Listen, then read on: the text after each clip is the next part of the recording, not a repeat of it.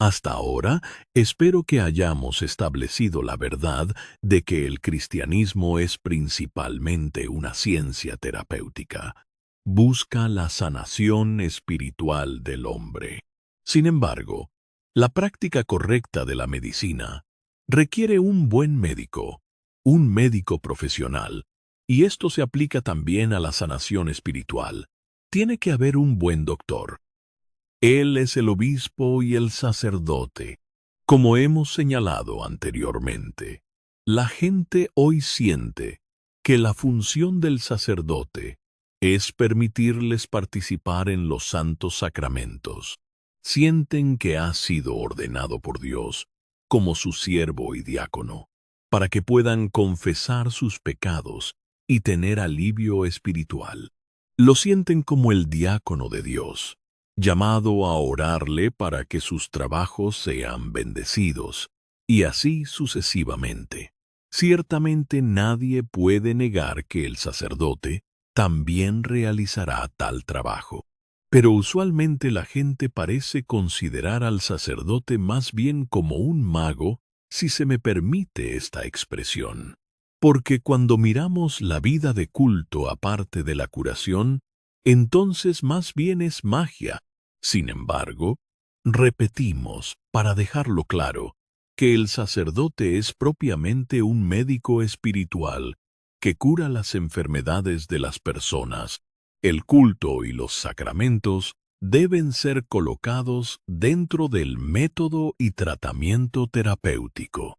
Incluso como confesor, el sacerdote es principalmente un terapeuta. El sacramento de la confesión no es simplemente una absolución formal, especialmente del tipo occidental, como si Dios estuviera enojado y exigiera expiación. Es algo más. Es parte del tratamiento terapéutico. Hay numerosos cristianos que se confiesan durante un período de muchos años, pero no son sanados de sus males espirituales. La ignorancia por parte tanto del pueblo como de los pastores contribuye a esto.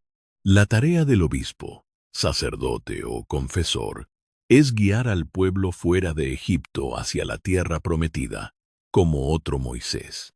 Esta guía requiere trabajo y labor, privación y angustia. Es principalmente supervisión terapéutica. Los padres insisten mucho en esta verdad. Tomemos a San Juan de la Escalera como ejemplo. Él aconseja que aquellos de nosotros que deseamos alejarnos de Egipto y del faraón, necesitamos un intermediario con Dios, que se interponga entre la praxis y la teoría y extienda sus brazos hacia Dios, para que aquellos guiados por Él puedan cruzar el mar del pecado y poner en fuga al Amalec de las pasiones. El santo continúa diciendo que aquellos que confían en sus propias fuerzas y afirman no tener necesidad de un guía, se están engañando a sí mismos. Por la historia del Antiguo Testamento sabemos lo que Moisés soportó y cómo guió a ese pueblo de dura cerviz. Este Moisés espiritual es un médico. Además, todos nosotros estamos enfermos y tenemos necesidad de terapia y del médico. San Simeón, el nuevo teólogo, hablando a los monjes, aclara esta verdad. Como sabemos por la tradición ortodoxa, los monasterios son propiamente hospitales. Sería mejor afirmar que son escuelas médicas. Como personas enfermas somos curados y después de eso aprendemos cómo curar.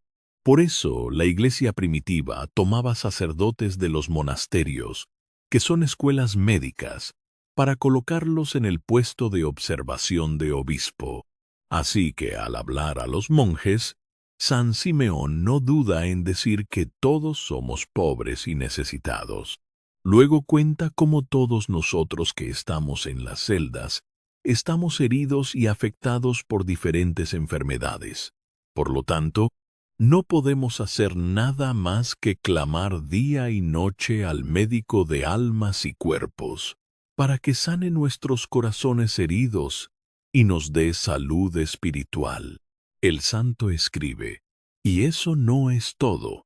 Aparte de ser pobres y desnudos, yacemos lastimosamente heridos, afectados con varias enfermedades, o nos movemos con dificultad en nuestras celdas o monasterios, como si estuviéramos en tantos hospitales y hogares para ancianos.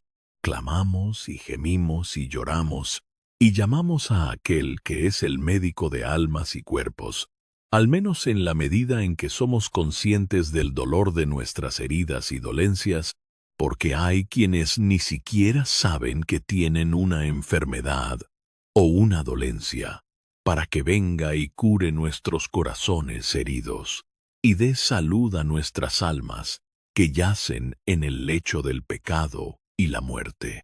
Porque todos hemos pecado, como dijo el santo apóstol, y tenemos necesidad de su misericordia y gracia. Hemos citado todo este texto, porque la misión del monasticismo y de la Iglesia, así como el trabajo de los pastores, se muestra claramente. Es principalmente una tarea terapéutica. Estamos enfermos en el lecho del pecado y la muerte. Cualquiera que no sienta esta verdad está loco. Así que los cristianos que no permanecen en la iglesia para ser sanados, o que sienten que están bien, están locos. Según San Simeón, el nuevo teólogo, el sacerdote es un médico. Una persona viene al doctor espiritual devastada por la pasión, su mente completamente trastornada. El doctor experto, que es humano y compasivo, comprende la debilidad de su hermano, la inflamación causada por la dolencia, el tumor. Ve a la persona enferma totalmente en poder de la muerte. Luego, el santo describe la manera en que el médico espiritual y experto se acerca a la enfermedad y cómo debe ser curada. Hemos mencionado previamente dos imágenes básicas que caracterizan el trabajo del pastor, que es un Moisés que guía a sus hijos espirituales, y es al mismo tiempo tanto un científico como un médico compasivo. Ambas cualidades posee la sanación por su padre espiritual, su Moisés personal. Él aplica a su vida el viaje del pueblo israelita y la guía de Moisés. Él escribe, «Él bajó y me encontró, siendo un esclavo y un extranjero, y dijo, «Ven, hijo mío, te llevaré hacia Dios». Le pidió a su Moisés garantías de que podía hacer tal cosa.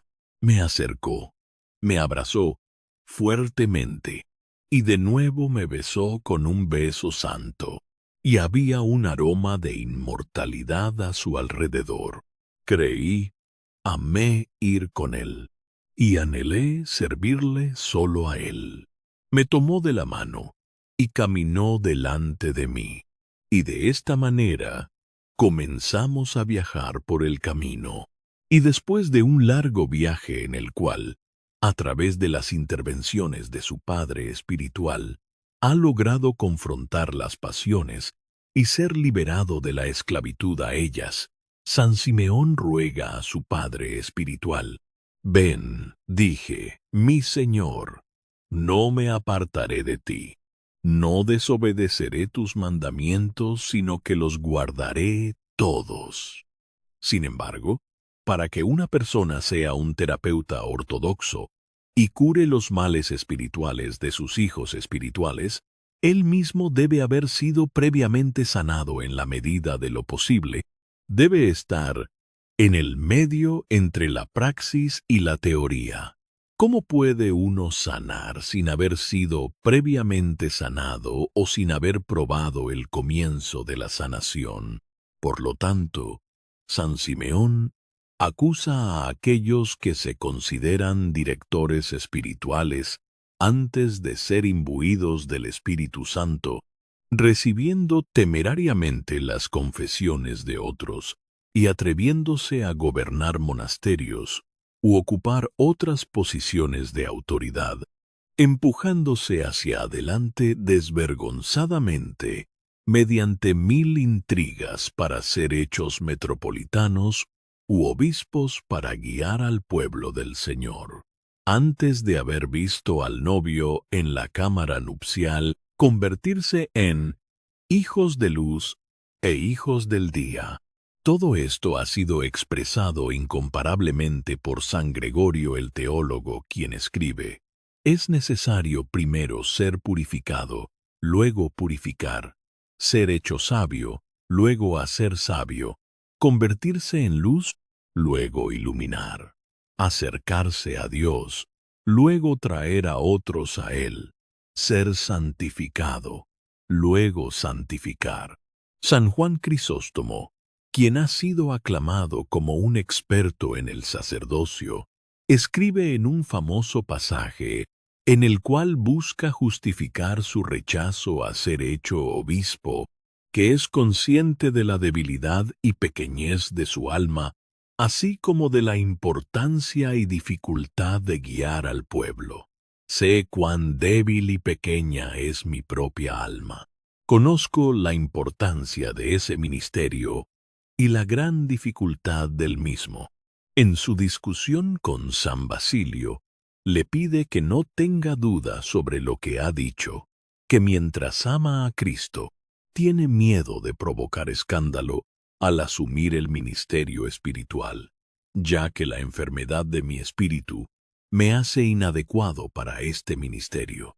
La gran pureza de sus pensamientos y sentimientos le causaba sentir que la debilidad de su alma lo hacía inadecuado para este gran ministerio, porque en verdad, como se observará más adelante, las pasiones no sanadas impiden que un sacerdote ayude a sanar a sus hijos espirituales. Si el terapeuta no ha sido previamente curado, es ordinario. Simplemente toma nombres ordinarios y los ponen a cargo de esas cosas.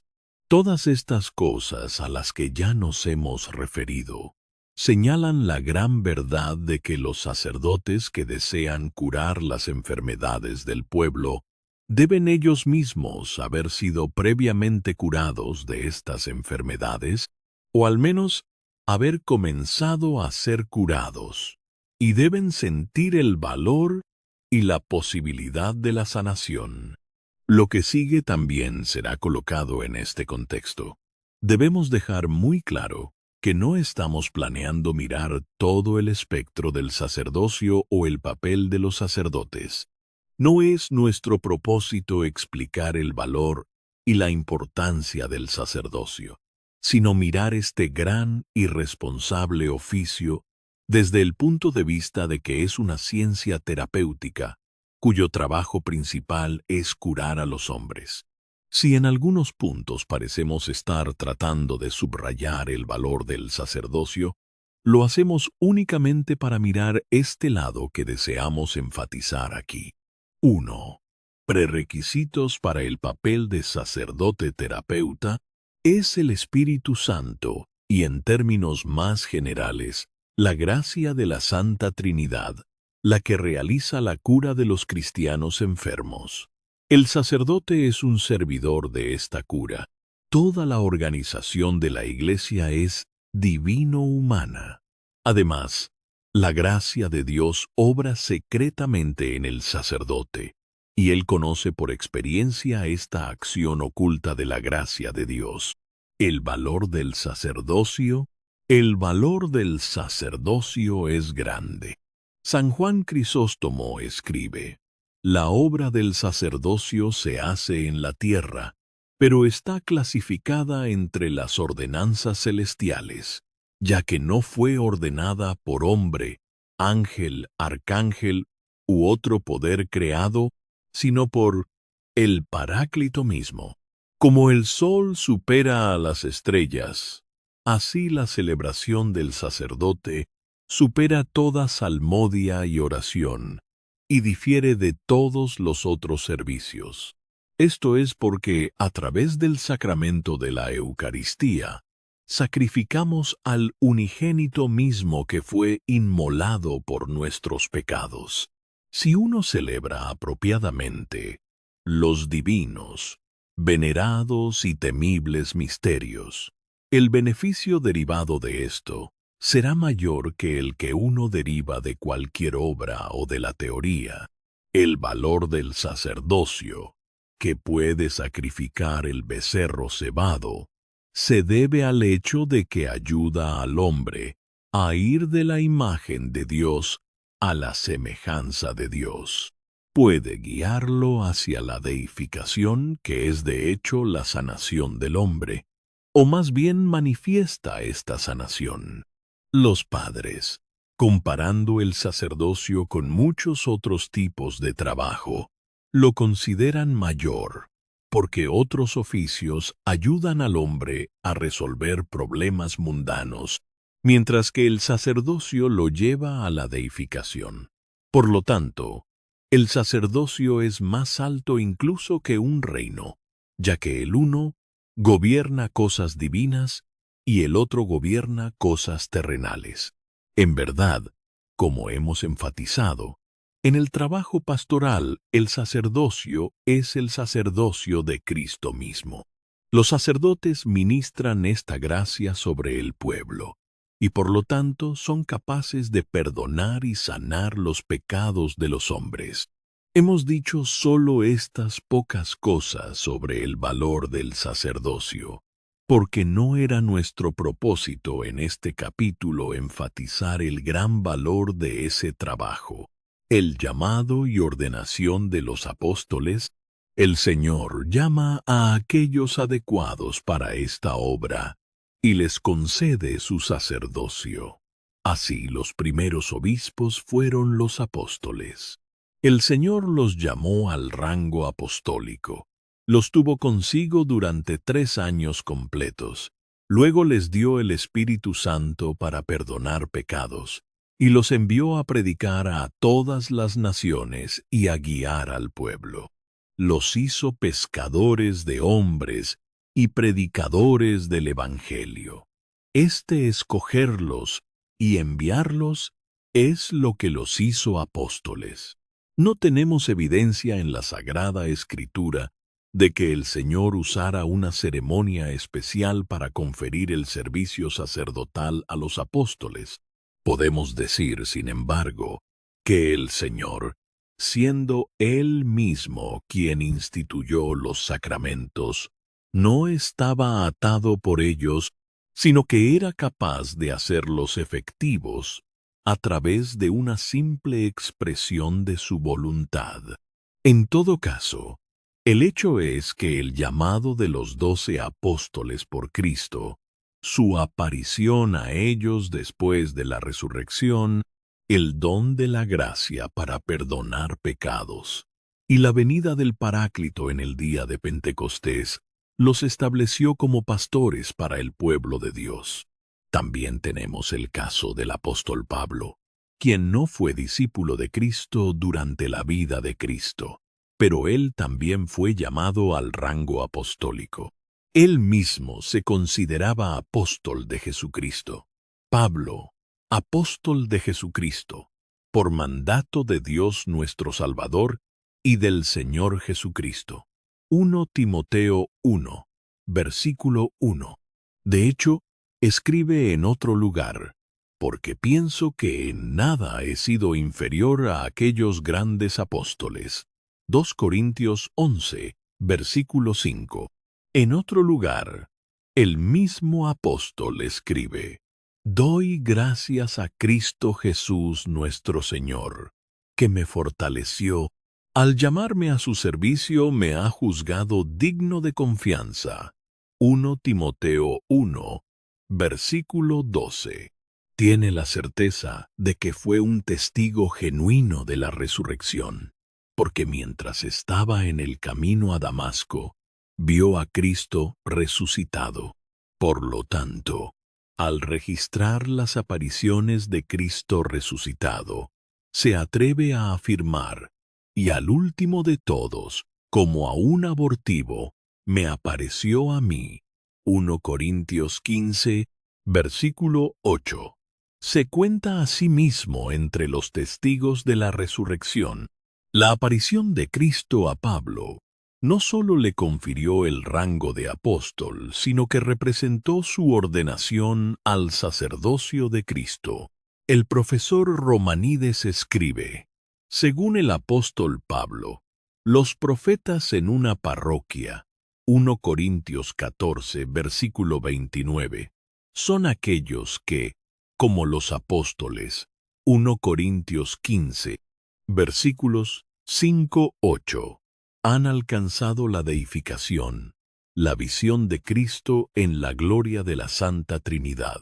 Pablo enfatiza claramente esto cuando escribe sobre el misterio de Cristo, que en otras generaciones no se dio a conocer a los hijos de los hombres como ahora es revelado por el Espíritu a sus santos apóstoles y profetas. Efesios 3, versículo 5. Es dentro de este contexto que debe entenderse el dicho introductorio al listado de los miembros del cuerpo de Cristo. Si un miembro recibe honra, todos los miembros se regocijan con él. 1 Corintios 12, versículo 26. Es decir, el miembro honrado es deificado y hecho profeta por Dios. Por eso el apóstol, al enumerar los diversos miembros del cuerpo de Cristo, comienza con los apóstoles y profetas y termina con aquellos que hablan en lenguas e interpretan.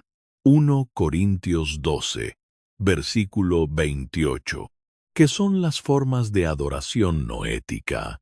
Efesios 5, versículos 19 y siguientes. Uno que profetiza en términos de Pablo es uno que interpreta el Antiguo Testamento. El Nuevo Testamento aún no existía. Sobre la base de la experiencia de la oración noética que se llama diversos géneros y lenguas. Por contraste, el profeta es uno que ha alcanzado la deificación. Esta es precisamente la distinción patrística posterior entre teologizar y teología.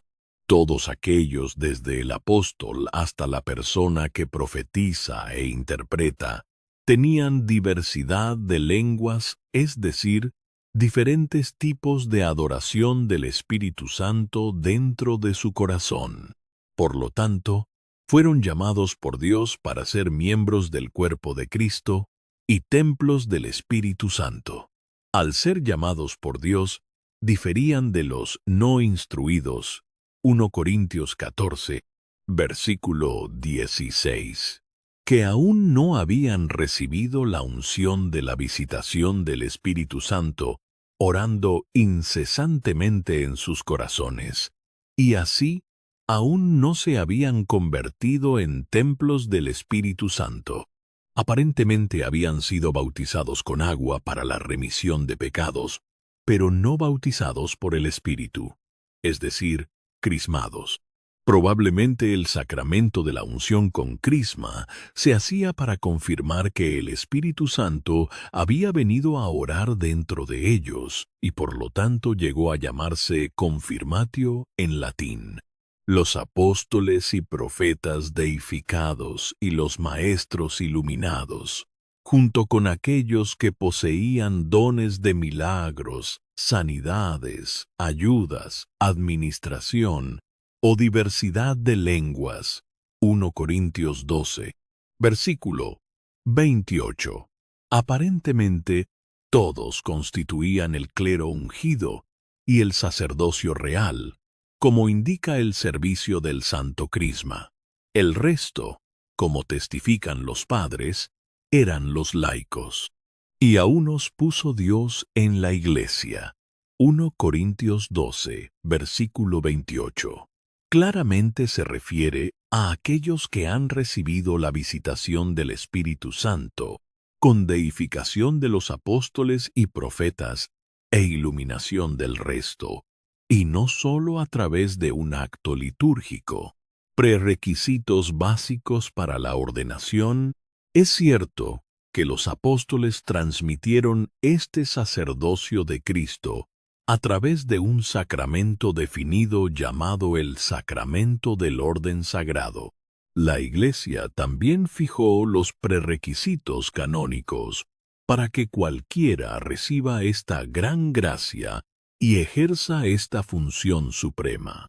Una ordenación tal es la de los diáconos en la primera iglesia de Jerusalén. Después de que eligieron a los 7 diáconos, escribe el libro de los Hechos. Los presentaron ante los apóstoles, quienes, orando, les impusieron las manos. Hechos 6, versículo 6. Aquí tenemos la imposición de manos y la oración.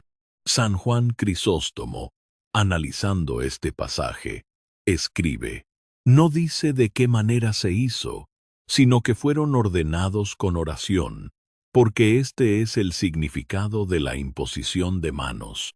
La mano se pone sobre el hombre, pero toda la obra es de Dios.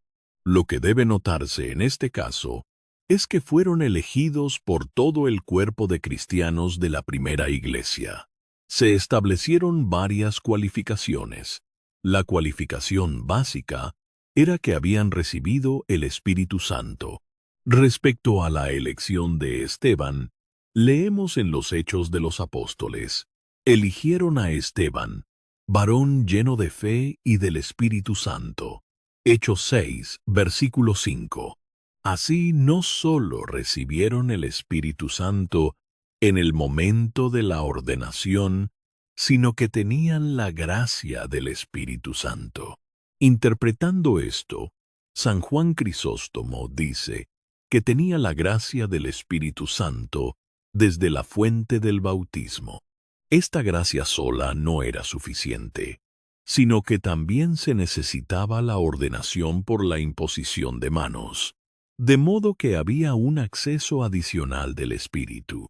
También dice que Esteban recibió más gracia que los otros diáconos, porque aunque la ordenación fue común para él y ellos, sin embargo él atrajo sobre sí mayor gracia. Esto se debió a su mayor pureza y la presencia en él del Espíritu Santo.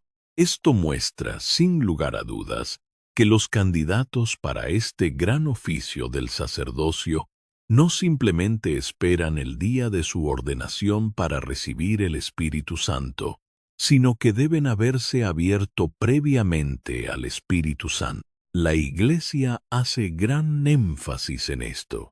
También vemos esto en las cartas pastorales del apóstol Pablo.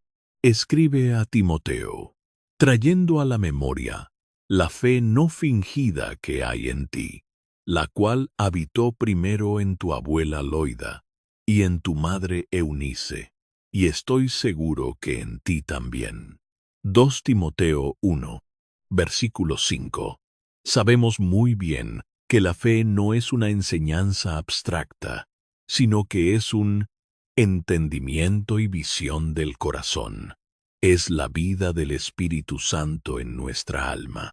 El apóstol también escribe a su discípulo Timoteo, a quien él mismo había ordenado obispo: no descuides el don que hay en ti, que te fue dado mediante profecía, con la imposición de las manos del presbiterio. 1 Timoteo 4, versículo 14. En otro lugar escribe: este mandamiento, hijo Timoteo, te encargo, para que conforme a las profecías que se hicieron antes en cuanto a ti.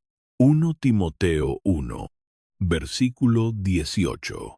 San Teofilacto ofrece esta interpretación: el rango del sacerdocio, que concierne a la instrucción y protección del pueblo, siendo grande y alto, requiere que el candidato reciba aprobación desde arriba por Dios. Por esta razón, también en tiempos antiguos, Aquellos que se convertían en sacerdotes y obispos lo hacían por profecías divinas, es decir, por el Espíritu Santo. Mucha preparación y muchos prerequisitos están involucrados en la selección de sacerdotes y obispos para ese gran oficio. El apóstol exhorta: si alguno fuere irreprensible, Tito 1, versículo 6, que sea nombrado sacerdote u obispo. También recomienda que tal persona no sea un neófito. 1 Timoteo 3, versículo 6. No un neófito porque debe tener experiencia espiritual previa y así haber sido bautizado para ese gran oficio, debe haberse purificado, como veremos más adelante, y sólo entonces puede proceder a la ordenación. De hecho, San Juan Crisóstomo escribe que un sacerdote tiene que tener más atención y fuerza espiritual incluso que los ermitaños mismos, porque si los ermitaños, que están liberados de la ciudad, del mercado y su gente, no están seguros en el espíritu, ¿cuánta más fuerza y vigor necesita ejercer el sacerdote para poder arrancar su alma de toda infección y mantener inviolada su belleza espiritual? Por eso afirma que el clero que vive en el mundo necesita aún más pureza que los monjes.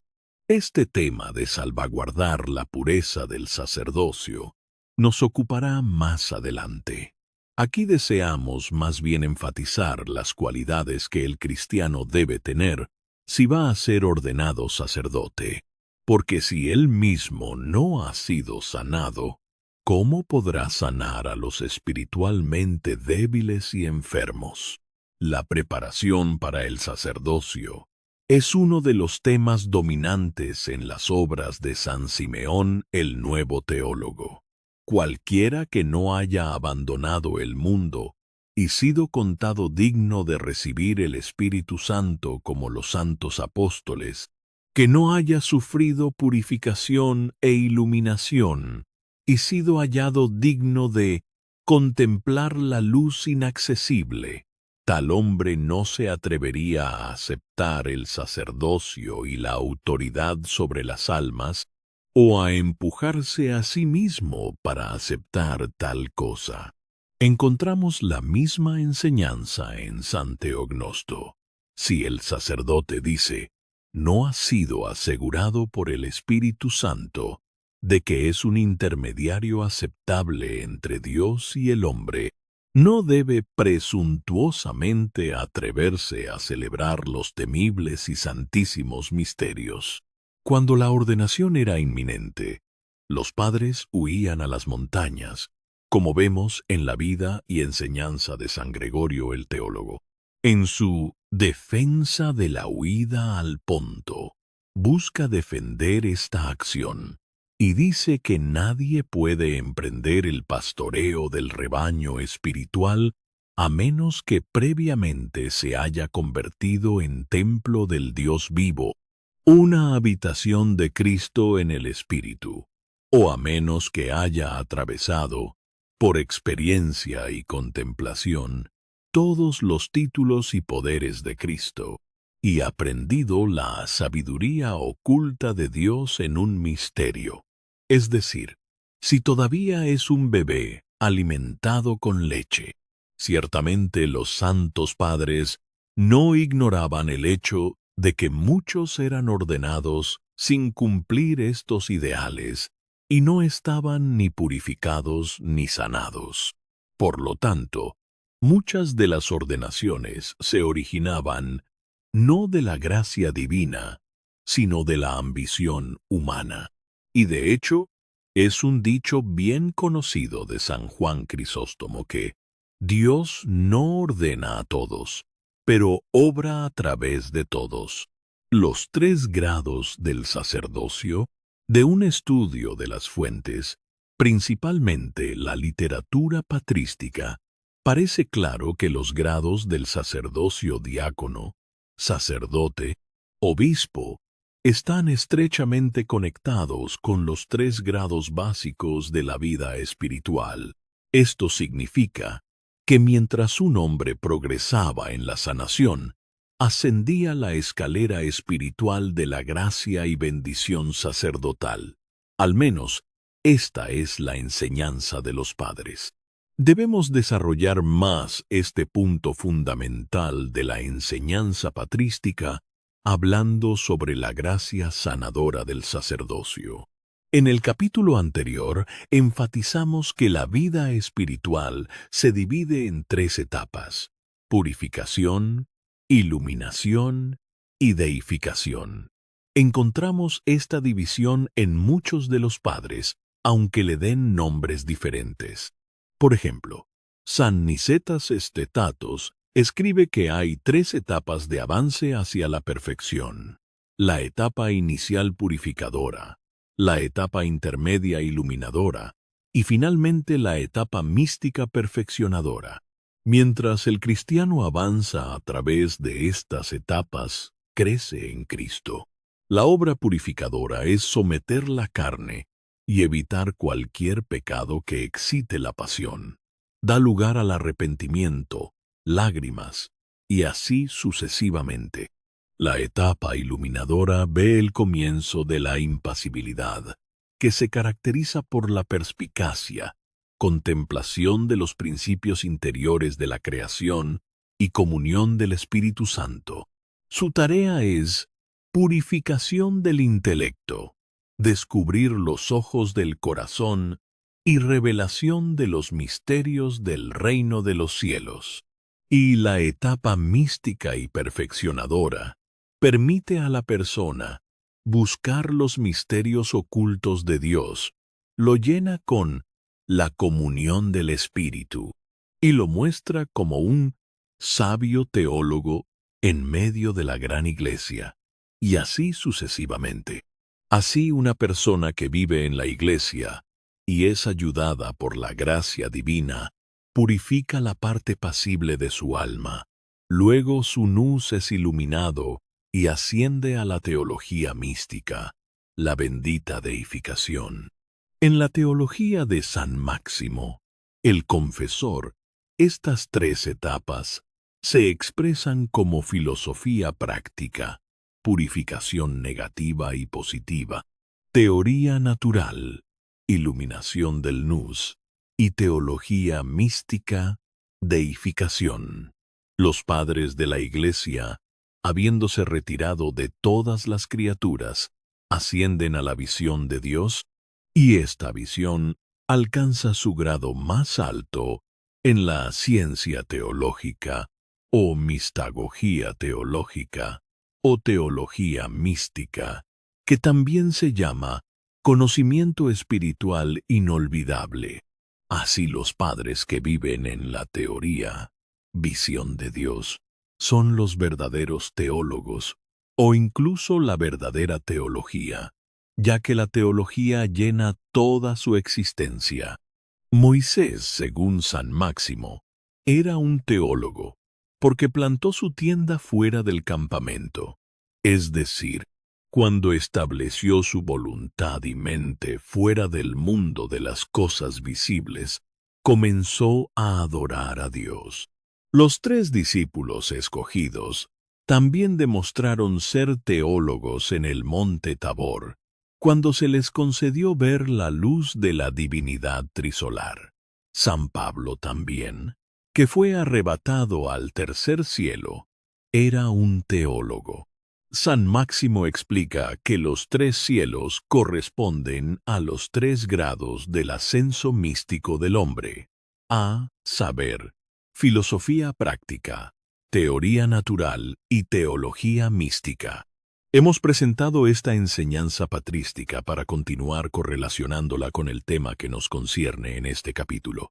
San Máximo vincula las 3 etapas de la vida espiritual con los 3 grados del sacerdocio.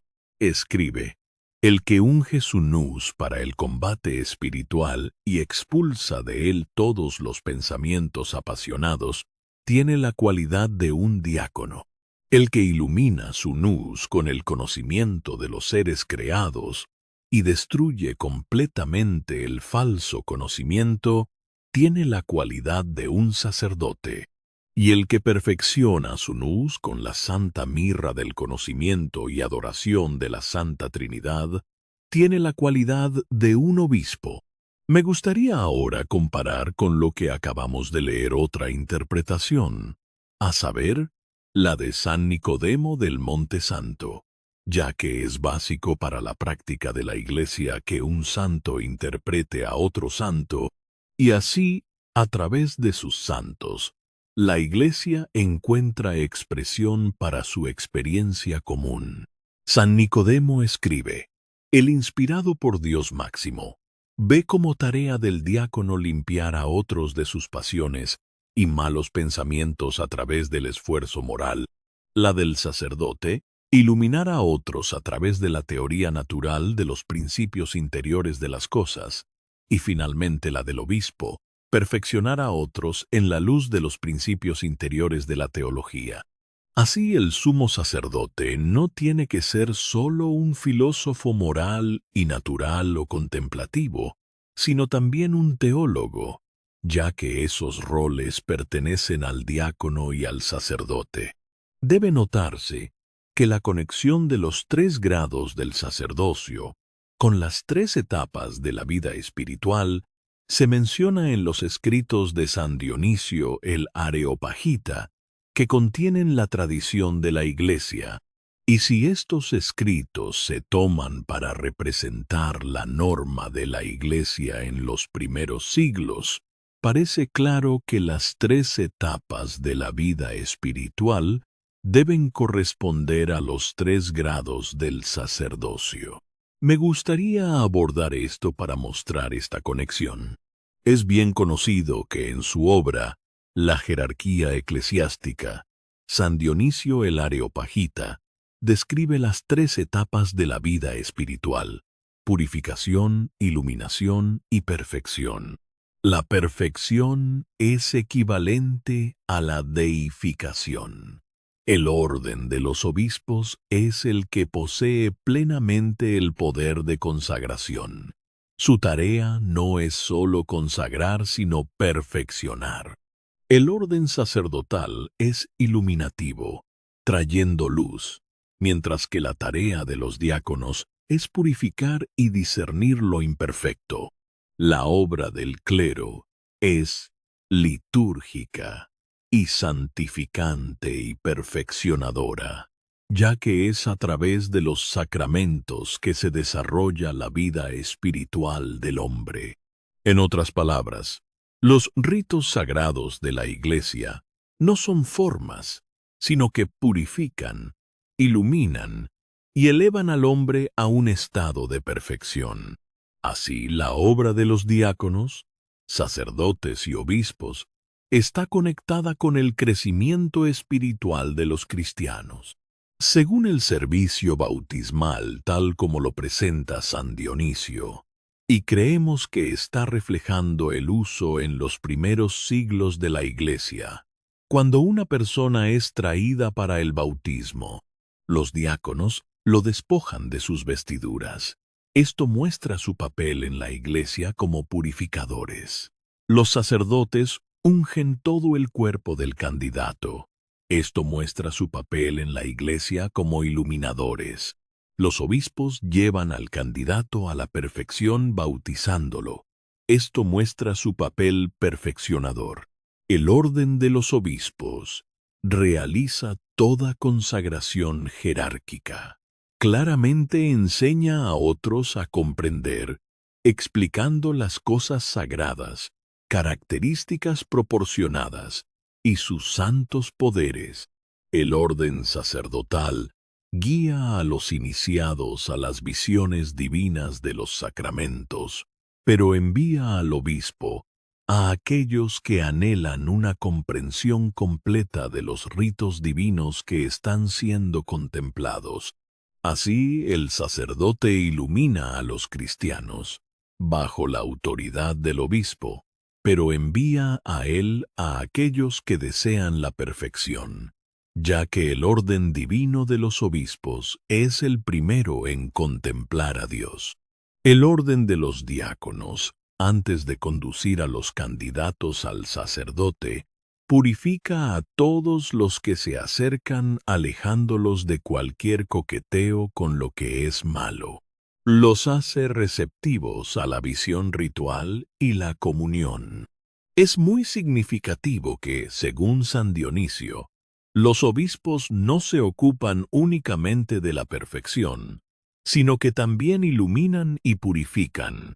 Similarmente, los sacerdotes tienen el entendimiento tanto para iluminar como para purificar, mientras que los diáconos solo saben cómo purificar. Los inferiores no pueden traspasar las funciones de sus superiores.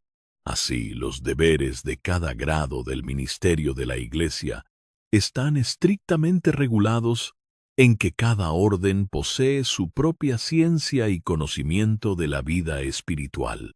Creo que debemos colocar aquí un pasaje característico en el cual Dionisio resume toda esta enseñanza sobre la obra de las tres órdenes. El rango de los ministros sagrados se divide de la siguiente manera. Su primer poder consiste en purificar a los no iniciados por medio de los sacramentos.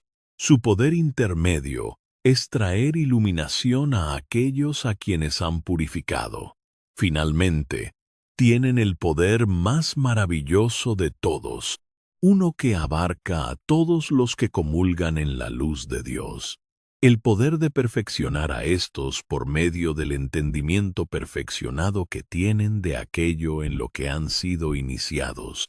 Al estudiar las enseñanzas de San Dionisio, llegamos a ver que cada uno de los tres grados del sacerdocio corresponde a una etapa de la vida espiritual.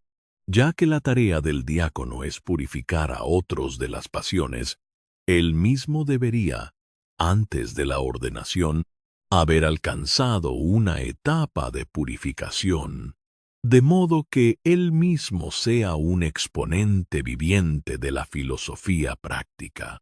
Ya que según las enseñanzas patrísticas, es tarea del sacerdote iluminar a otros, su ordenación presupone que tiene un nus iluminado, lo cual, como hemos visto, es un grado de teoría.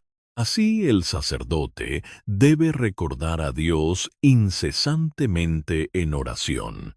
Debe conocer el trabajo espiritual, ser fluido en la Sagrada Escritura y ser capaz de contemplar los principios interiores de todas las cosas creadas. En cuanto al obispo, ya que su tarea primaria es perfeccionar al pueblo por los principios interiores de la teología, debe experimentar la teología mística, vivir en comunión con Dios. Esta estrecha relación con Dios lo hace un profeta, un iniciado divino capaz de impartir místicamente la palabra de verdad al pueblo de Dios.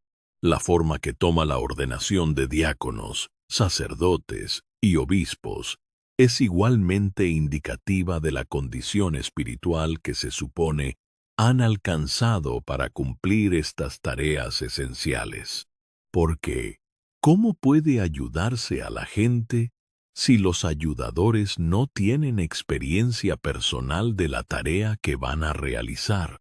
Esto se aplica más especialmente al obispo, quien es un instrumento de gracia por excelencia, y, en cada acto de consagración episcopal debería ser directamente inspirado por Dios mismo. Moisés no confirió una consagración clerical a su hermano Aarón hasta que Dios le ordenó hacerlo.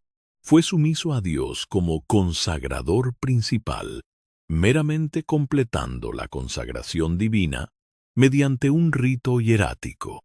Por lo tanto, según San Dionisio, quien expresa la tradición de la Iglesia, el obispo es el científico supremo de la vida espiritual. Él es quien ve a Dios y tiene experiencia personal de la deificación. Por lo tanto, el orden divino de los obispos es el primero de aquellos que contemplan a Dios. Sin embargo, es el primero y también el último. El obispo es un fruto de la deificación, y habiendo sido él mismo deificado, por gracia ayuda a su prójimo cristiano a lo largo de su propio viaje hacia la deificación. El ser y la proporción y el orden de la jerarquía de la Iglesia están en él, el obispo, divinamente perfeccionados y deificados, y luego son impartidos a aquellos debajo de él según su mérito, mientras que la sagrada deificación ocurre en él directamente de Dios.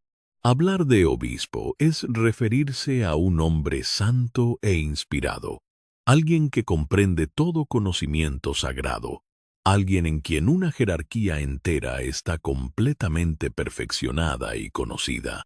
En todo esfuerzo sostenido para alcanzar al uno, por la muerte completa y disolución de lo que es opuesto a la unión divina, al obispo se le concede la capacidad inmutable de moldearse completamente en la forma de lo divino. Así el obispo, como fruto de la purificación e iluminación, es el hombre inspirado por Dios que ha alcanzado la perfección y así es dirigido por Dios personalmente. Él es el portavoz de la verdad y el que se sienta en la forma y lugar de Cristo.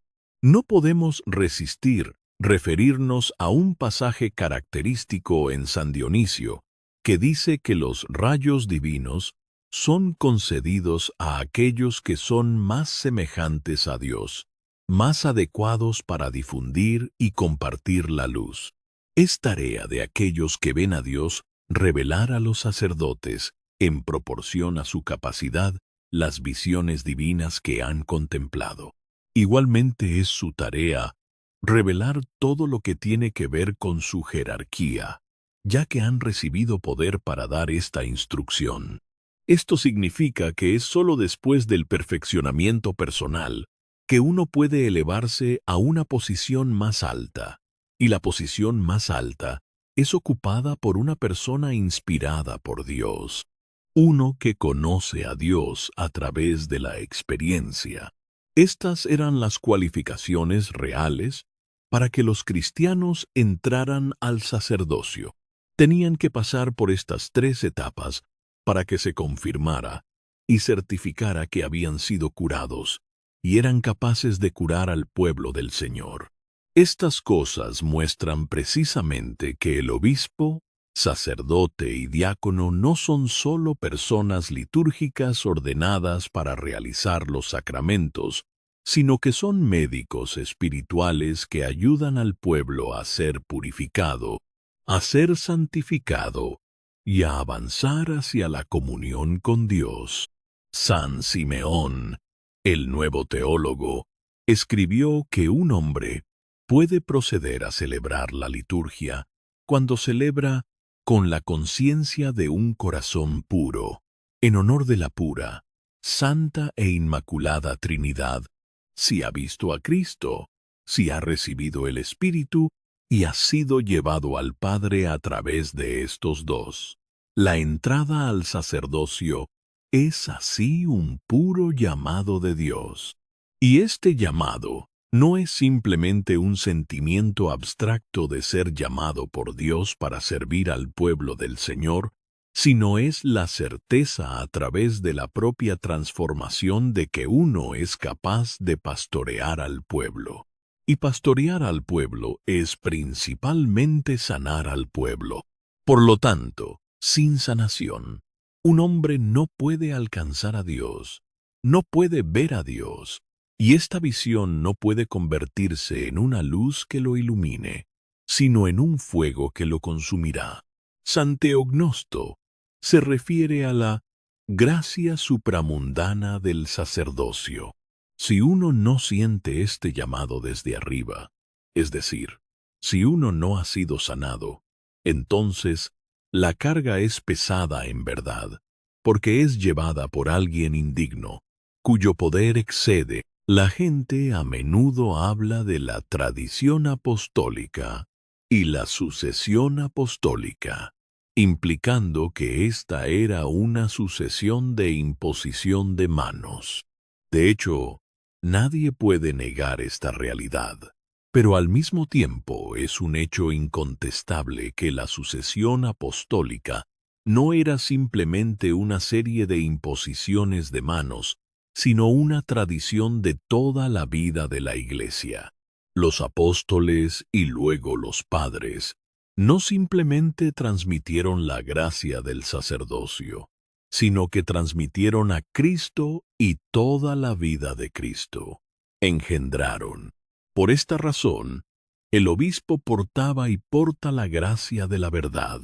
El profesor John Romanides observa: la base de la tradición y sucesión apostólica no era esta imposición de manos, sino lo que la acompañaba de generación en generación: la transmisión de la tradición de sanación, iluminación y deificación. El concilio parroquial y el concilio provincial fueron organizados para unir a los verdaderos terapeutas, para excluir del clero a los falsos profetas que pretendían tener dones carismáticos y para proteger al rebaño de los herejes. La parte más importante de la ordenación era la selección y examen del candidato. Esta era la base de la Iglesia.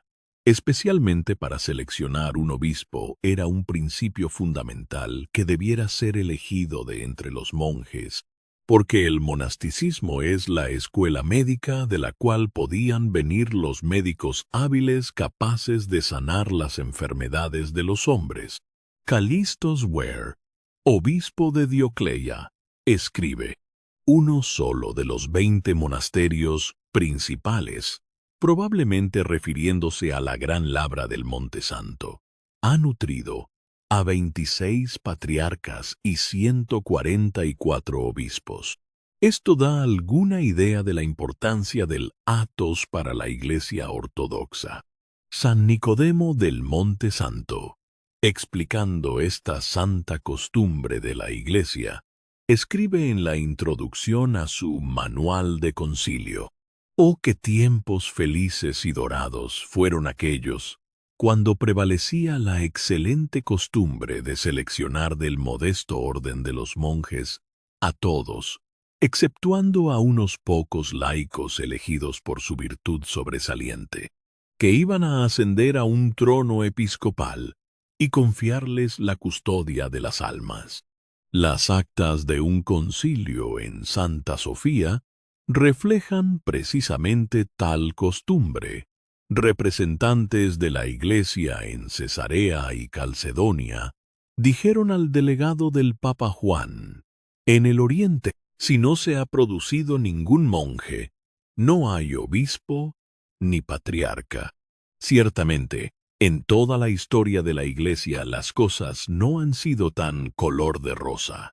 Ha habido situaciones cuando esta verdad se perdió, y entonces el pueblo estaba en las tinieblas de la ignorancia. No sabían que existía tal cosa como la sanación espiritual, o cómo tenía lugar la sanación, porque no había hombres que enseñaran el camino de la sanación. Ya en el siglo IV, Isidoro de Pelucio mostraba cómo los primeros pastores diferían de los de su tiempo. En aquel tiempo, decía, los pastores morían por sus ovejas, mientras que hoy ellos mismos matan a las ovejas. Continúa escribiendo característicamente: en los viejos tiempos los amantes de la virtud entraban al sacerdocio. Ahora son los amantes del dinero. Una vez huían del oficio debido a su magnitud. Ahora corren tras él con placer. Entonces estaban dispuestos a enorgullecerse de su pobreza. Ahora con gusto y avidez acumulan dinero. Una vez el tribunal divino de justicia estaba ante sus ojos, pero ahora es cosa de indiferencia. Una vez los hombres estaban sujetos a golpes, ahora los infligen. ¿Necesito continuar? El oficio sacerdotal parece haberse transformado en un modo de tiranía. La humildad se ha transformado en arrogancia, el ayuno en lujo, la economía en despotismo, porque como economistas no son aptos para administrar, sino como déspotas malversan. El profesor John Romanides, quien se ha detenido particularmente en este tema, escribe sobre la pérdida de esta tradición ortodoxa. Con el paso del tiempo, sin embargo, no siempre y en todas partes podían encontrarse hombres deificados o incluso iluminados para la selección y ordenación como obispos y sacerdotes. E incluso si había tales hombres, los electores no los querían. Muchas veces, hombres que eran simplemente morales y buenos, pero sin tener la educación terapéutica tradicional de iluminación y deificación, han sido preferidos. Están emergiendo obispos que en un período anterior habrían sido simplemente laicos, ya que no tienen el Espíritu Santo orando incesantemente en sus corazones. Esta es la manera en que San Simeón, el nuevo teólogo, explica las cosas.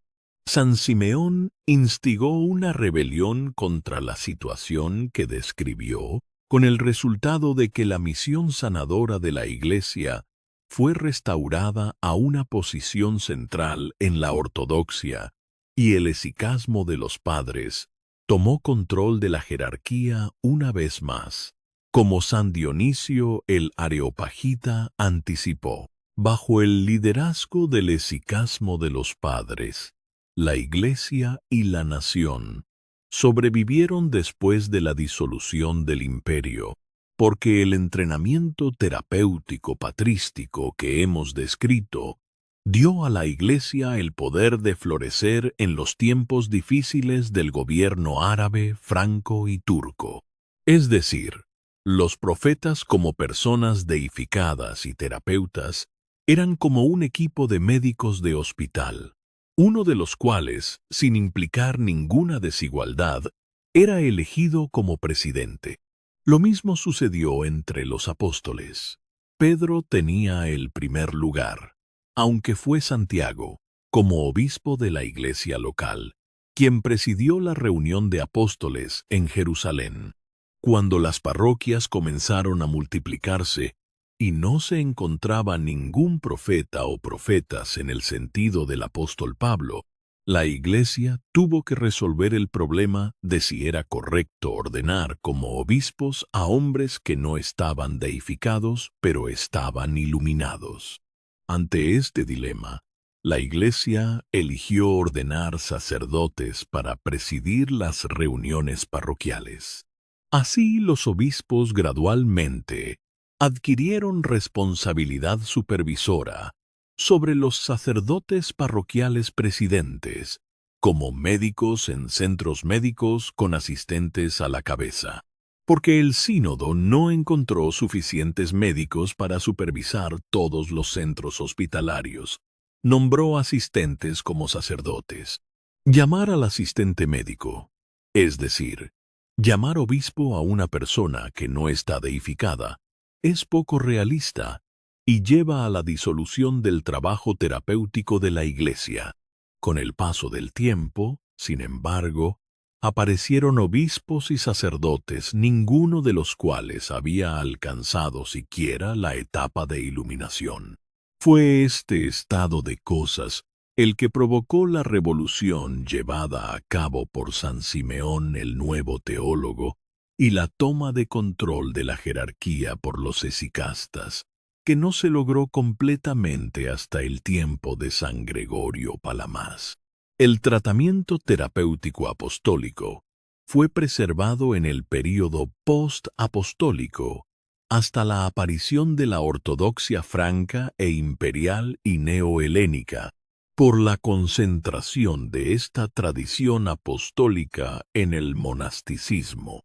Es decir, el entrenamiento terapéutico para la iluminación y deificación fue transferido de la parroquia secular, que se había debilitado, a la parroquia monástica. Al mismo tiempo, las sedes metropolitanas y los obispados se convirtieron en monasterios. Por eso Santa Sofía fue llamada el Gran Monasterio incluso en la tradición laica. El monasticismo se convirtió en una especie de escuela médica donde los candidatos a obispo estudiaban la terapéutica apostólica.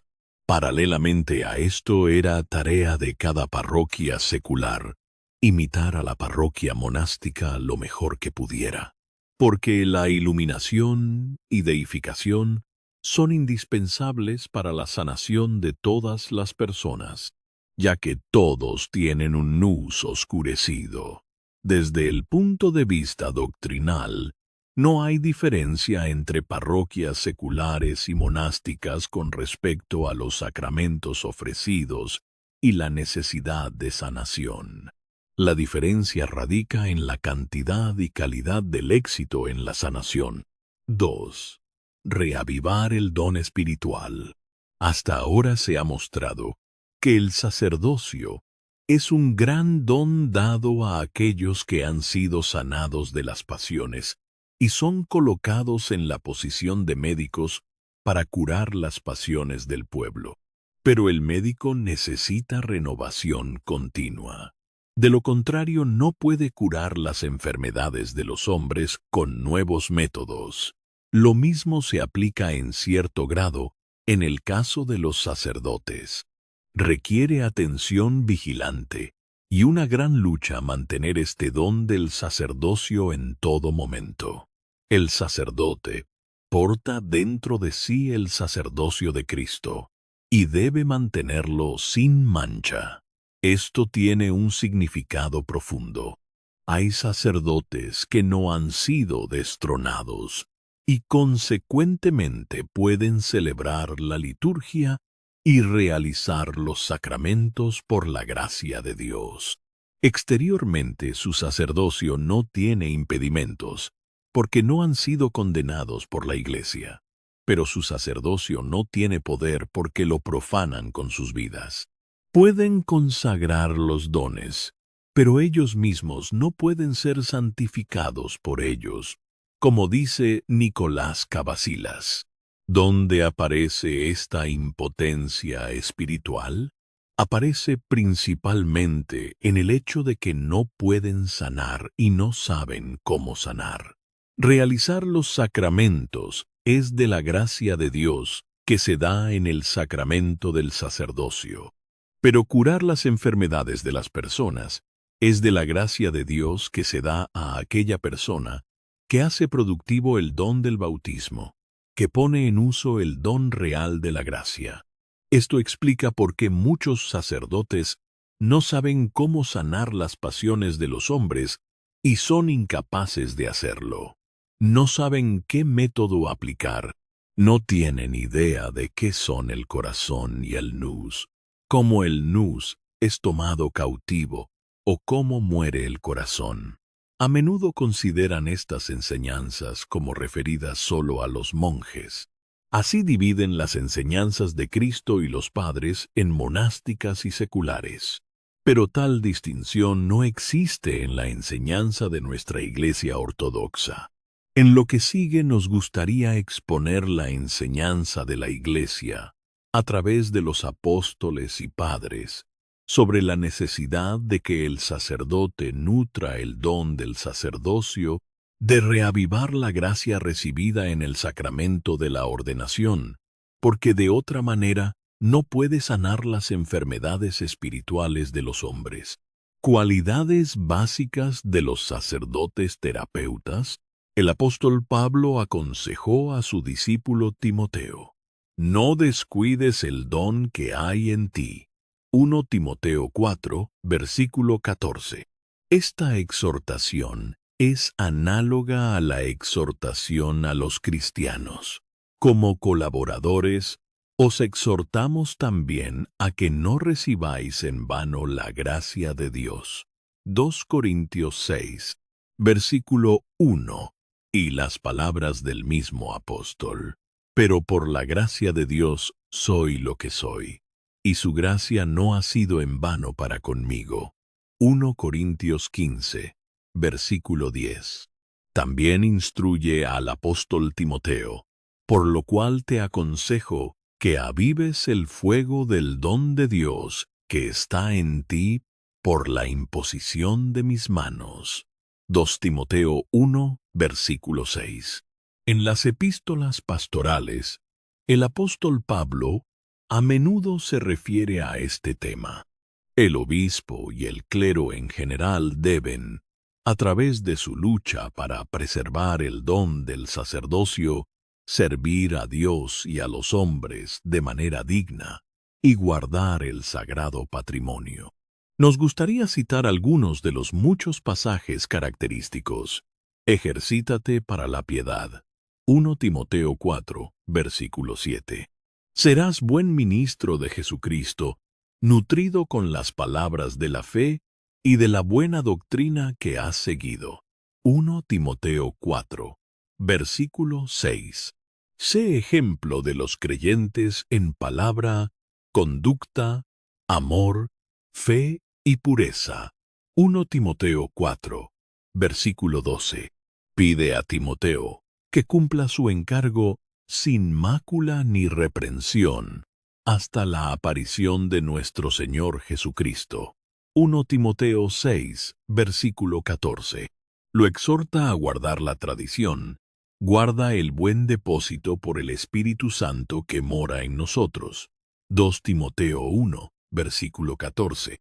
Este guardar la tradición debe hacerse a través del Espíritu Santo que mora dentro de Timoteo. Lo exhorta a tener vigilancia, atención, cuidado vigilante, para vivir a la altura del gran llamado de Dios. Pero tú sé sobrio en todo, soporta las aflicciones, haz obra de evangelista, cumple tu ministerio. 2 Timoteo 4, versículo 5. Las enseñanzas patrísticas se refieren a todas las cualidades esenciales que deben adornar al sacerdote para que pueda estar a la altura de su gran tarea y alto llamado. En lo que sigue, trataremos de hacer una selección de esas enseñanzas, principalmente de San Juan Crisóstomo y San Teognosto. La enseñanza de estos dos padres expresa la de la Santa Iglesia Ortodoxa. Según San Teognosto, el sacerdote no solo debe estar lleno de las tradiciones humanas, sino tener la gracia de Dios místicamente oculta en él. Asegúrate de que no confíes solo en las tradiciones humanas al celebrar los divinos misterios, sino deja que la gracia de Dios interior e invisiblemente te llene con el conocimiento de las cosas superiores.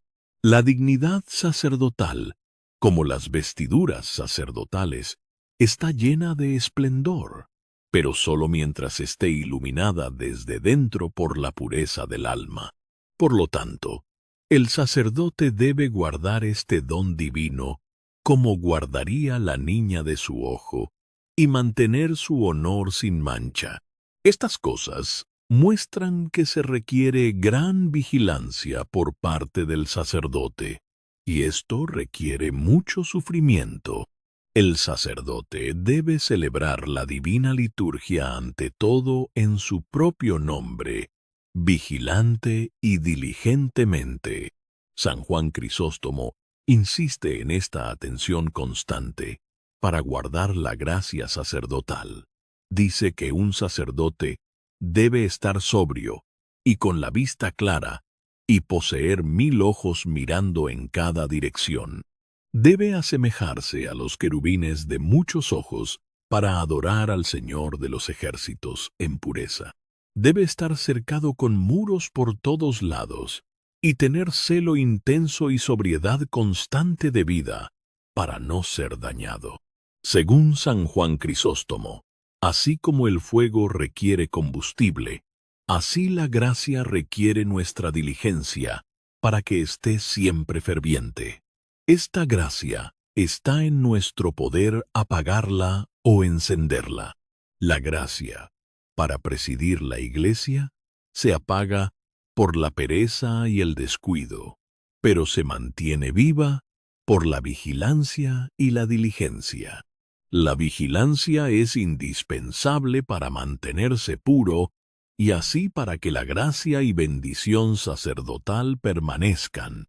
Según San Teognosto, el sacerdocio requiere de nosotros una purificación angélica y un grado de discreción y autocontrol mayor que en nuestra vida anterior. Según San Juan Crisóstomo, el sacerdote debe ser tan puro como si estuviera de pie en el cielo mismo, en medio de los poderes angélicos. El alma del sacerdote debe ser más pura que los rayos del sol, para que el Espíritu Santo nunca lo deje desolado. El arrepentimiento es otra cualidad espiritual indispensable para un sacerdote, con torrentes de lágrimas, que se vuelva más blanco que la nieve, y entonces, con una conciencia clara, que en santidad toque las cosas santas. La pureza de un sacerdote debe brillar y resplandecer sobre los cristianos. Un sacerdote debe ser puro de pasiones, especialmente la lujuria y el rencor, y debe mantener su imaginación libre de pasiones. Muchos padres enfatizan que estas dos pasiones, lujuria y rencor, no deben acercarse a los sacerdotes, porque de otra manera, la gracia de Dios no obra para la sanación de sus hijos espirituales. Entonces el sacerdote está enfermo, como hemos indicado. Debe haberse comprometido sacrificialmente a morir a las pasiones y al placer sensual. Además, según Abba Doroteo, todo lo que se ofrece como sacrificio a Dios, ya sea una oveja o una vaca o algo por el estilo, es una víctima. Debe estar totalmente consagrado a Dios. El Evangelio, que describe el viaje del cristiano, que lucha por alcanzar la comunión con Dios, debe ser aplicado ante todo por su servidor, el sacerdote. La vida ascética de la Iglesia que describimos en este libro debe ser conocida por los pastores de la Iglesia.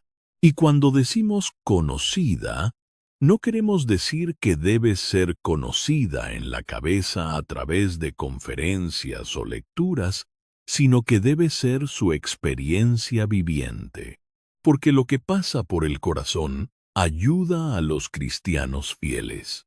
Una persona ofrece su sangre para que otro sea nutrido. Se reparte y el pueblo se llena.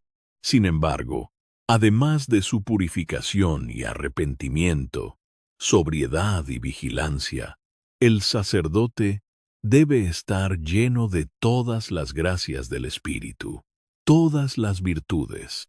La virtud básica es la santa humildad que, según San Isaac el Sirio, es el vestido de la divinidad, ya que Cristo, para salvar al hombre, se humilló a sí mismo, como dice el apóstol. Además, la Eucaristía que el sacerdote celebra nos muestra esta humildad de Cristo. A través de la Eucaristía podemos entrar en la santa humildad y adquirir esa forma de vida sacrificial. Por lo tanto, al celebrar la divina liturgia, no estamos simplemente buscando que el pan y el vino se transformen en el cuerpo y sangre de Cristo, sino buscando adquirir la forma de vida de Cristo. Y esto es humildad. Buscamos vestirnos con el espíritu de la Eucaristía, que es el vaciamiento de sí mismo. Dentro de esta perspectiva, San Teognosto aconseja: humíllate como oveja para el matadero, considerando verdaderamente a todos los hombres como tus superiores, De hecho, el mismo Padre exhorta característicamente: considérate como polvo y ceniza, o como basura, o como alguna criatura perruna. Uno debe realizar el servicio sacerdotal con temor y temblor, y de esta manera dividir correctamente la palabra de verdad y obrar su salvación. Sin embargo, los padres reconocen la realidad actual. No ignoran la existencia de muchos sacerdotes indignos que, sin tener estas cualidades esenciales, se atreven a ministrar el santo sacramento. Según San Juan Crisóstomo, el sacerdocio, lejos de cubrir las pasiones del hombre, las expone, las hace manifiestas. Como el fuego prueba los metales, así la piedra de toque del ministerio distingue las almas de los hombres. Si un hombre es irascible o engreído, o jactancioso o algo así, pronto descubre todas sus deficiencias y las pone al descubierto. No solo las pone al descubierto, sino que también las hace más duras e intratables. San Juan de la Escalera dice que ha visto sacerdotes ancianos burlados por demonios. Los padres no dudan en exponer el castigo de los sacerdotes indignos, aquellos que practican este gran oficio sin la prueba, preparación y vida apropiadas. Esto es porque en lugar de sanar las almas del rebaño, las tientan. Isidoro de Pelucio escribe: no juguemos con las cosas divinas. San Juan Crisóstomo dice: el oficio sacerdotal bien podría acusarnos de no manejarlo correctamente. San Teognosto se dirige al sacerdote incorregible que no renuncia al ministerio sagrado. Espera caer en las manos del Dios vivo y experimentar su ira. Dios no te perdonará por compasión. Nos informa que muchos sacerdotes indignos han sido arrebatados por muerte súbita y enviados a las salas del juicio. Tiene en mente dos ejemplos de sacerdotes indignos con diferentes consecuencias. Había uno que parecía exteriormente honorable entre los hombres, pero sin embargo, dentro era licencioso y profanado. Y así, en el momento del himno querúbico cuando estaba leyendo, ninguno es digno, murió repentinamente. El otro sacerdote había caído en la pasión de la lujuria, por lo tanto se enfermó incurablemente y estaba cerca de la muerte. Cuando llegó a darse cuenta de su indignidad y tomó el voto de que desistiría de celebrar los misterios, se recuperó de inmediato de modo que ni siquiera quedó rastro de su enfermedad. Nos hemos detenido en este tema, aunque parecía estar fuera del tema de nuestro estudio, porque queríamos enfatizar particularmente que el sacerdocio es un servicio pastoral al pueblo. El sacerdote y el obispo tienen este gran honor de servir al pueblo. Servir al pueblo es sanar ante todo. La Iglesia no existe simplemente para hacer trabajo social y servir las necesidades sociales del pueblo, sino para guiarlos a la salvación, es decir, a la sanación de sus almas. Este trabajo demanda muchas cualidades. El sacerdote debe estar habitado por la gracia increada de Dios. No está allí simplemente para realizar los sacramentos, sino también para ser santificado por ellos, de modo que, siendo santificado, pueda santificar a los hombres por su ser. Este trabajo es muy elevado, y por lo tanto San Juan Crisóstomo declara: no creo que haya muchos de los sacerdotes que se salven, sino muchos más que perecen. Esto es porque el asunto requiere un alma grande. 3. Sacerdocio espiritual. Ya hemos dicho que el sacerdote tiene una doble tarea. Una es realizar los sacramentos y la otra es sanar a las personas para que puedan acercarse dignamente y recibir la Santa Comunión. Hemos señalado, además, que hay muchos sacerdotes que son sacerdotes exteriormente y realizan su función sin impedimentos, pero en esencia han profanado el sacerdocio, y que esto es evidente por el hecho de que no son capaces de sanar. Realizan los sacramentos, y los dones son santificados a través de ellos, pero no pueden curar a otros o salvar sus propias almas. Por otro lado, hay laicos y monjes que no tienen el sacerdocio sacramental, pero pueden sanar a las personas porque tienen el sacerdocio espiritual. Nos gustaría detenernos brevemente en este punto. A través del bautismo y el esfuerzo de guardar los mandamientos de Cristo, todos los cristianos se han revestido de Cristo. Y de esta manera, compartimos el oficio real, profético y sumo sacerdotal de Cristo. Esta enseñanza está registrada en los textos del Nuevo Testamento. En el libro del Apocalipsis Juan, el evangelista escribe: «Al que nos amó y nos lavó de nuestros pecados con su sangre, y nos hizo reyes y sacerdotes para Dios, su Padre». Apocalipsis 1, versículos 5-6. El apóstol Pedro dice: «Mas vosotros sois linaje escogido, real sacerdocio, nación santa, pueblo adquirido por Dios». 1 Pedro 2, versículo 9. Y el apóstol Pablo escribe a los cristianos de Roma: «Así que, hermanos, os ruego por las misericordias de Dios, que presentéis vuestros cuerpos en sacrificio vivo, santo, agradable a Dios, que es vuestro culto racional». Romanos 12, versículo 1. En muchos padres también encontramos esta enseñanza de que cada persona es sacerdote de Cristo en el sentido que hemos definido y desarrollaremos más adelante. San Juan Crisóstomo presenta también a Abraham como sacerdote porque, donde hay fuego, un altar y un cuchillo, ¿por qué dudas de su sacerdocio? El sacrificio de Abraham fue doble. Ofreció tanto a su hijo unigénito como al carnero, y sobre todo, su propia voluntad. Con la sangre del carnero, santificó su mano derecha.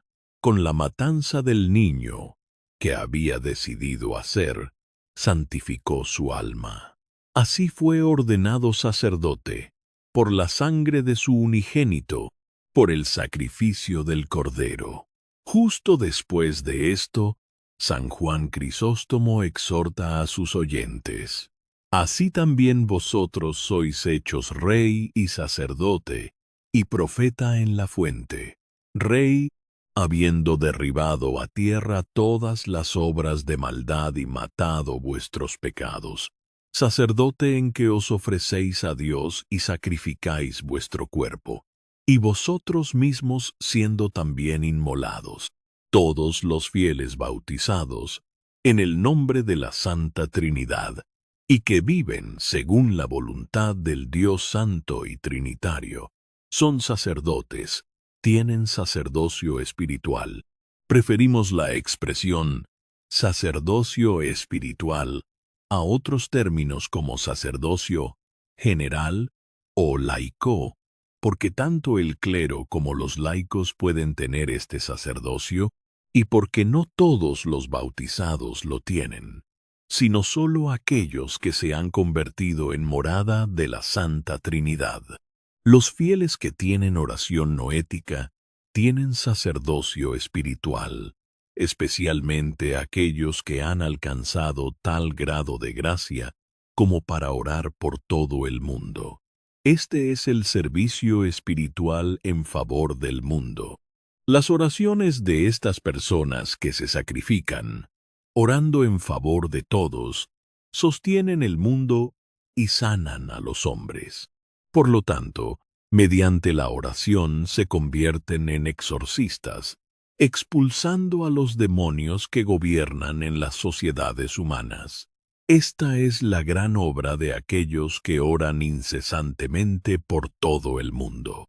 San Gregorio del Sinaí escribió sobre este sacerdocio espiritual, que es también el fundamento esencial del sacerdocio sacramental, porque como hemos dicho, aquellos de los fieles que fueron sanados y tenían oración noética, fueron elegidos para recibir también la gracia especial del sacerdocio. Según San Gregorio, la oración noética es la liturgia mística de la mente. Una persona que posee el don de la oración noética siente la operación de la gracia dentro de él, que es purificadora, iluminadora y mística. Todos los que alcanzan este estado son sacerdotes. Un verdadero santuario es un corazón que ha sido liberado de pensamientos malvados y recibe la operación del Espíritu, porque todo en ese corazón es dicho y hecho espiritualmente. Este pasaje del Santo Padre me impulsa a decir que el sacerdocio espiritual es el que ha de consumarse en otra era, en el reino de los cielos.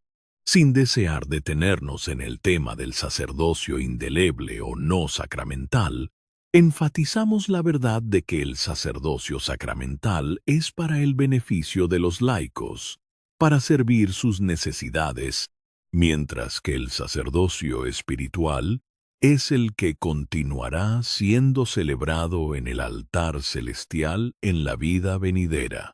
Todos los que tienen sacerdocio espiritual son verdadero clero ahora y por siempre.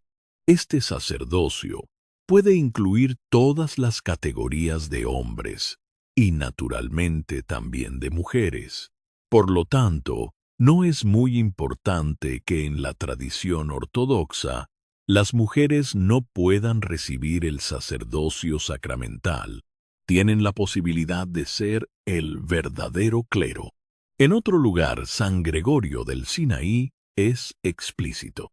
Todos los reyes y sacerdotes devotos son verdaderamente ungidos en la renovación bautismal, así como aquellos de antaño eran ungidos simbólicamente. Los sacerdotes del Antiguo Testamento eran verdaderamente símbolos de nuestra verdad, pero nuestro reino y sacerdocio no son lo mismo en carácter y forma. Cuando el nus de un hombre ha sido descubierto, cuando ha sido liberado de su cautividad y ha recibido el Espíritu Santo, es sacerdocio espiritual, y entonces celebra una liturgia mística en el santuario de su alma y participa del Cordero en desposorio con Dios. En este sacerdocio espiritual, come el Cordero de Dios en el altar espiritual de su alma, pero al mismo tiempo se vuelve como el Cordero. Así entendemos bien que cuando la oración noética está obrando en nosotros, hay una divina liturgia incesante que nutre toda nuestra existencia. San Gregorio del Sinaí escribe: la obra noética del nus es una liturgia espiritual, como un desposorio antes del deleite venidero que sobrepasa todo entendimiento. Esta liturgia es realizada por el nus, que místicamente sacrifica el Cordero de Dios en el altar del alma y participa de él. Comer el Cordero de Dios en el altar interior del alma significa no solo aprenderlo o participar de él, sino también llegar a ser como él en la vida futura.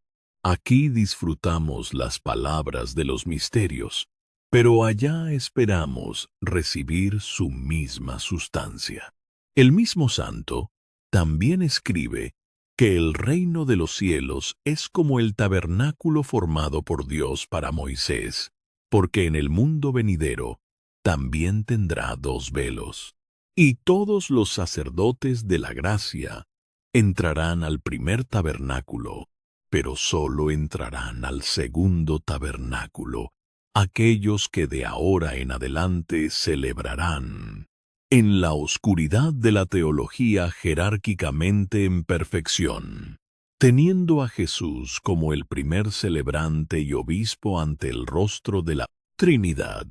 Por lo tanto, todos los que han adquirido el don de la teología, como lo explicamos arriba, es decir, todos los que después de la teoría natural han entrado en la oscuridad divina, son ellos mismos sacerdotes de Dios, constituyen este verdadero y espiritual sacerdocio, y ya que son el sacerdocio espiritual, pueden sanar a los enfermos.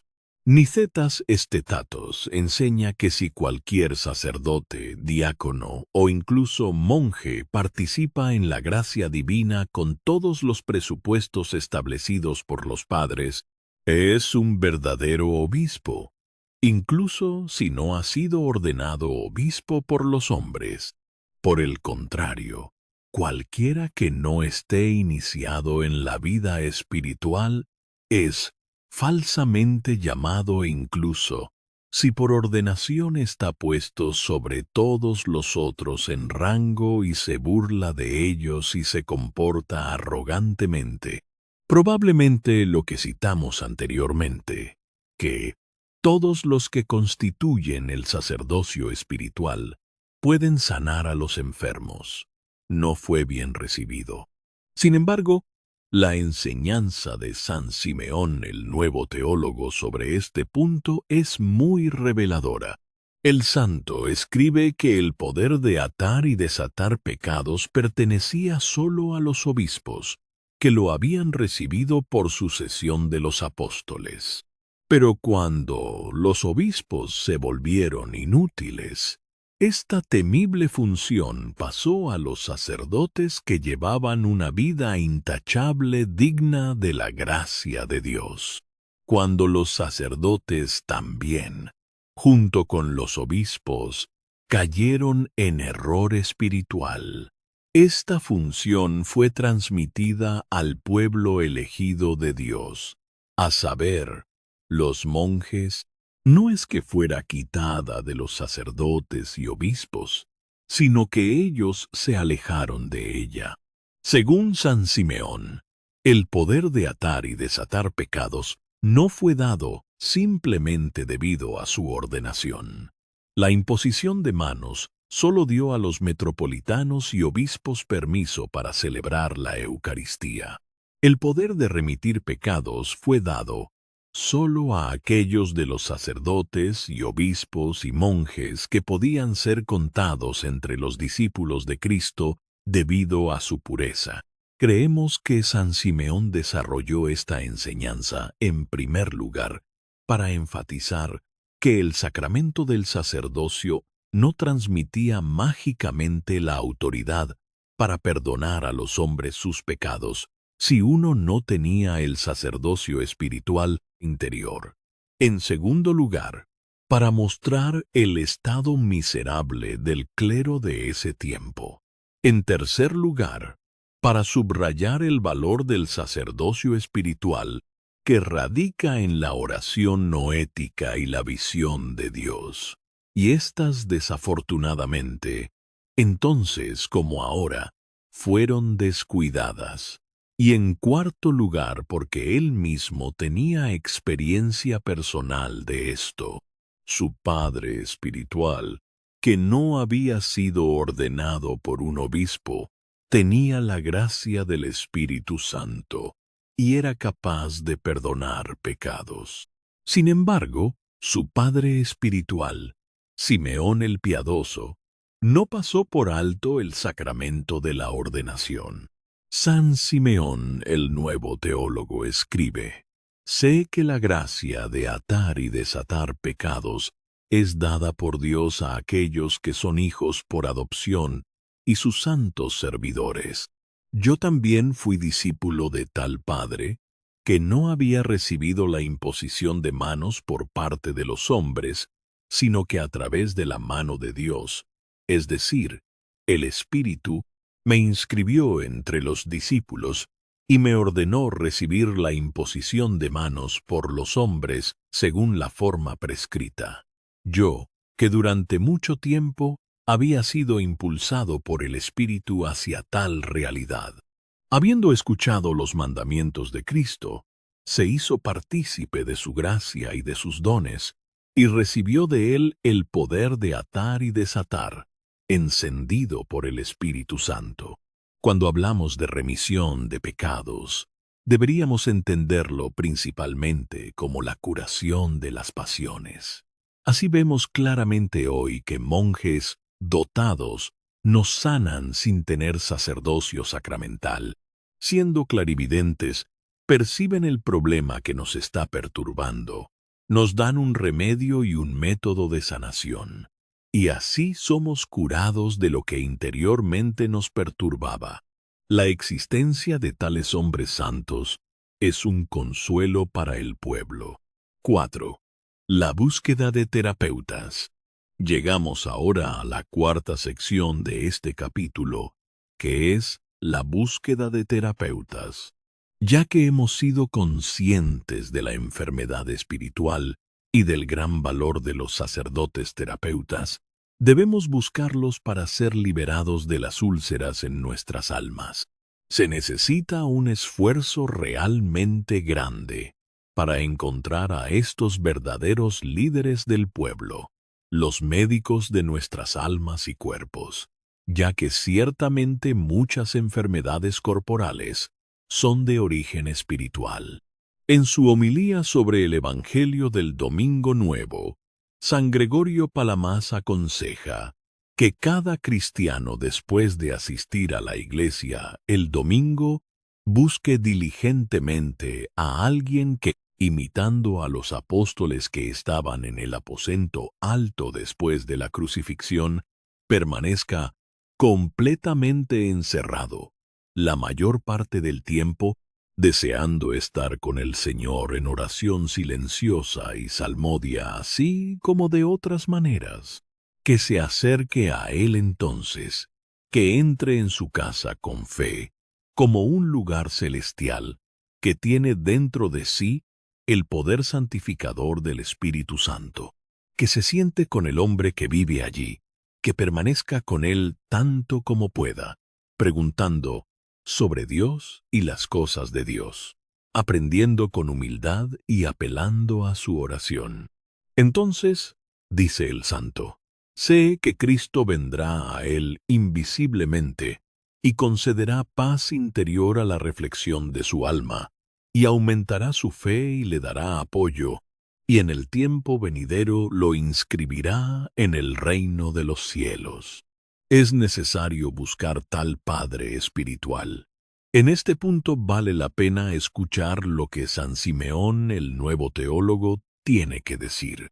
Pide a Dios, dice, que te muestre un hombre que sea capaz de dirigirte bien, a quien debas obedecer. Deberíamos mostrar obediencia al hombre que Dios nos muestra, místicamente en persona, o exteriormente a través de su servidor, y reverenciarlo como si fuera Cristo mismo. Deberíamos mostrar a nuestro Padre espiritual desapasionado el tipo de confianza y amor que una persona enferma muestra a su médico, esperando tratamiento y sanación de él. Más bien deberíamos tener aún más confianza y amor, en vista de la diferencia entre el alma y el cuerpo. Cristo mismo está presente en el Padre espiritual. Él es la boca de Dios. Más adelante, San Simeón compara la actitud de los apóstoles hacia Cristo con la actitud que deberíamos tener hacia nuestro Padre espiritual, porque es de esa manera que nuestra alma puede ser sanada. Como los apóstoles siguieron a Cristo, hagámoslo también nosotros. Cuando la gente deshonra y derrama desprecio sobre nuestro Padre espiritual, no debemos abandonarlo. Y como Pedro tomó su espada y cortó la oreja, toma la espada y extiende tu mano y corta no solo la oreja, sino la mano y la lengua de aquel que intente hablar contra tu padre o tocarlo. Si lo niegas, llora como Pedro. Si lo ves crucificado, muere con él si puedes. Si eso no es posible, no te unas con los traidores y hombres malvados. Si es liberado del encarcelamiento, regresa a él de nuevo y venéralo aún más como a un mártir. Si muere por malos tratos, entonces busca audazmente su cuerpo y ríndele más honor que cuando lo atendías mientras estaba vivo, y así úngelo con perfumes y dale un entierro costoso. Es muy característico que el Padre Espiritual, el terapeuta, sea puesto en el lugar de Cristo. San Simeón también usa un tipo de oración en la cual uno pide encontrar un guía espiritual adecuado que nos ofrezca sanación espiritual. Oh Señor, que no deseas la muerte del pecador, sino que se convierta y viva. Tú que bajaste a la tierra para restaurar la vida a aquellos que yacían muertos por el pecado y para hacerlos dignos de ver tu luz verdadera, en la medida que es posible al hombre, envíame un hombre que te conozca, para que sirviéndole y sometiéndome a él con todas mis fuerzas, como a ti, y haciendo tu voluntad en la suya, pueda agradarte a ti el único Dios verdadero, y para que incluso yo, un pecador, pueda ser digno de tu reino. Si un cristiano ora de esta manera, Dios le mostrará el Padre espiritual adecuado para él, para atender las enfermedades y heridas de su alma. Ciertamente uno no debe pasar por alto el hecho de que tales terapeutas, tanto en el tiempo de San Simeón como hoy, son raros. Él dice: en verdad aquellos que tienen la habilidad de dirigir y sanar apropiadamente las almas racionales son raros, y especialmente en el tiempo presente. En conclusión, debe decirse que es necesario buscar y encontrar tales médicos científicos, terapeutas o incluso enfermeros para ser sanados espiritualmente. No hay otra forma de sanación. Dios es nuestro verdadero sanador, pero también lo son los amigos de Cristo, los santos en quienes mora el mismo Dios Trinitario.